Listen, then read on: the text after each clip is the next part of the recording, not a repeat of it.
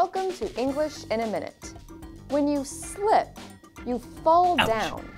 But how does something slip from your mind? Slip one's mind. Let's listen to Anna and Jonathan. Look at this beautiful cake I made for the dinner party. Oh no, is that tonight? Yes? Didn't you make something? No, it totally slipped my mind. If you say something slipped your mind, you forgot about it. You can say this about an event, a task, or a personal detail about someone, such as their name. People often say words like completely or totally before this expression. It totally slipped my mind. That completely slipped my mind. And that's English in a Minute.